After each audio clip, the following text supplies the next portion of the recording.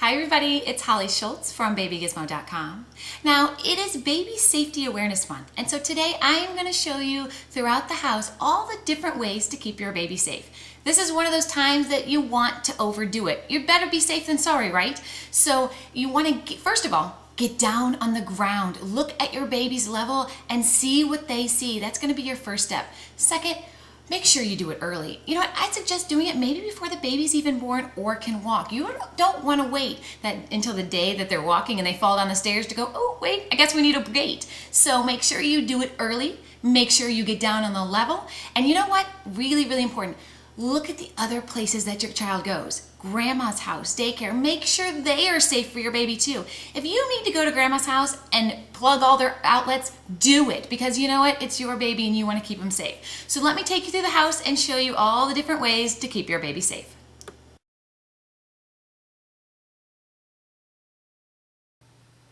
Welcome to the Baby Gizmo kitchen. Now there's a lot of dangerous things in a kitchen, right? Besides the obvious, like don't leave knives out on the counter.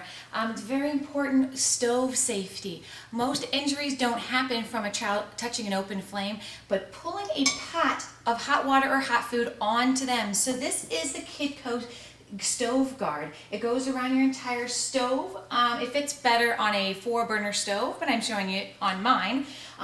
It blocks the child, it deters them from reaching for the pots, and it won't allow the pot to fall onto them. So the stove guard is a great thing to add to your kitchen. Also, be careful of those coffee pots. Don't push them back as far on the counter as you can. You don't want them close to the edge so a toddler can grab the hot coffee. If you have a stove with the knobs in front, you can also get knob covers to prevent your child from turning on the stove. If you have doorknobs in your house and you don't want your child to turn, this is a lever lock. You can also get doorknob locks. It's going to prevent your toddler from opening the door. The lever lock works, you just slide it and it prevents them from pushing down the lever. Now you want to keep all of your kitchen cleaners locked away. I would suggest cabinet locks. I have the cabinet locks that are the plastic ones that you push down to open the cabinet. Just know that it opens this much, so if you have a naughty toddler, they can reach their hand in there and grab a skinny bottle out of there. So I would recommend not putting the cleaners on a bottom shelf like this, but up high. But if you just want them out of the pots and pans, there's all kinds of different cabinet locks you can get.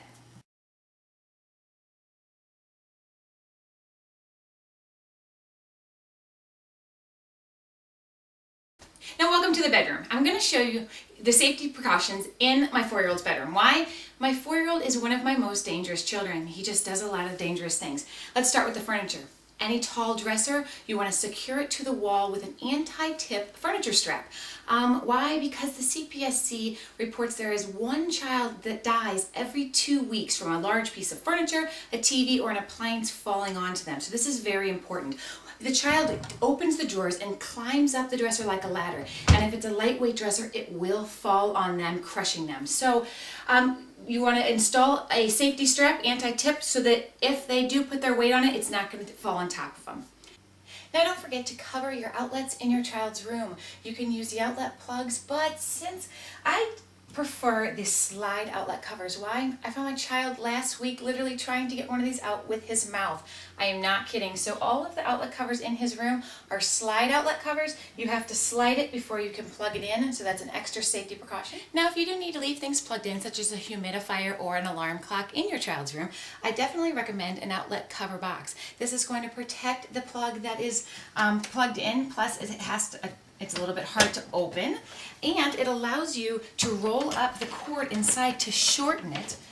Then you just close it and your child cannot get to the plug to unplug it. Now if you have blinds in your child's room, make sure you get a cord shortener. Why? Because a cord like this becomes a noose to a child. They will fall in there and very dangerous.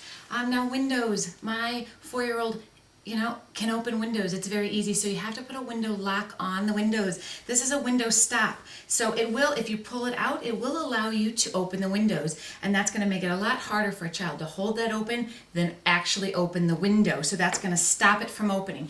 You can also do a different thing. You can do a window screen, and this is hardware mounted to your windowsill. My windows are double windows, so I didn't install this, but this is for a single window. You put it up against the window, install it hard mounted into the frame, and that's going to prevent your child from falling out an open window. It allows you to keep your window open, your child safe. Window safety is very important because according to the CPSC, over 5,000 children suffer injuries from a household window fall. And kids from 0 to 4 years old are most likely to sustain head injuries, so it's very important. If you have those kids that like to slam doors and you're afraid of getting fingers slammed in them, these are finger guards. You want to put them on the side of your child's door, out of their reach, of course, one on the side, and you can put one on the top. And then when the door slams, it doesn't close, so you're not going to get any fingers in there. One last thing, if you have a baby monitor in your child's room, make sure it is out of reach of the baby because this long, huge cord, this is a strangulation hazard. So make sure it's mounted to the wall with very little cord exposed or on a dresser that is not in reach of your child.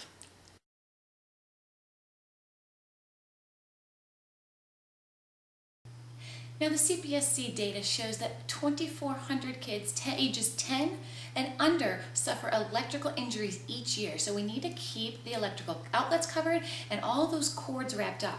This is a power strip outlet cover. It's going to allow, it expands to adjust to your outlet, your power strip, and it allows you to plug everything in but keep them away from the kids. TVs can become a very big hazard to your child as well because they tip over easily, especially how skinny they've gotten. You want to secure your TV with an anti-tip TV strap. It secures it to the wall or the TV stand, so in case your child leans on a little too much, it will not fall on them. If you have a wobbly toddler, and what toddler isn't wobbly, you want to invest in some corner protectors if you have a lot of sharp corners in your house, because this is going to protect them from when they fall against the corners of, like, let's say, a coffee table.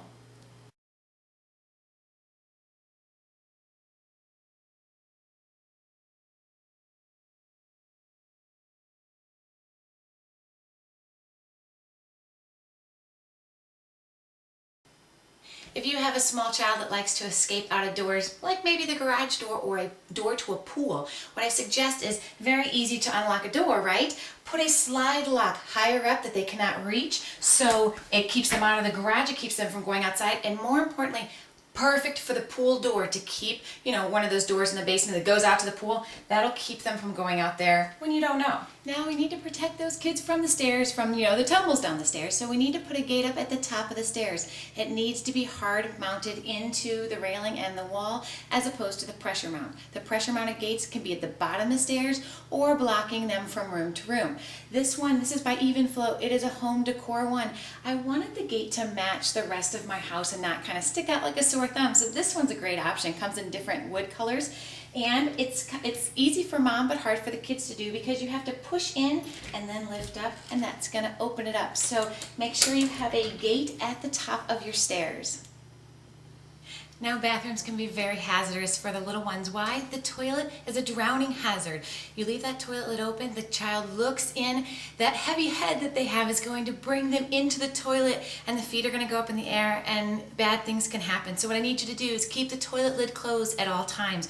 I would suggest getting a toilet lock that locks it closed. Keep the bathroom door closed. No need to have it open, and that's going to just take a couple precautions from that toilet.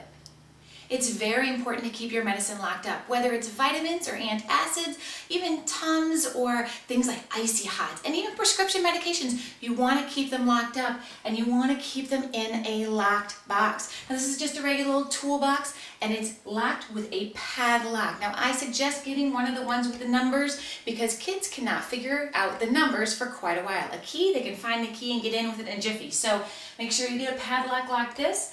Lock all of your medications in the toolbox and keep it on a high shelf. That is going to prevent your children from accidentally overdosing or using Icy Hot as toothpaste. So make sure the medication is locked up in your bathroom on a high shelf. So there you go. There's quite a few ways to keep your baby safe in your house. Now there's even more ways to baby-proof, but we wanted to highlight some of the most important ones.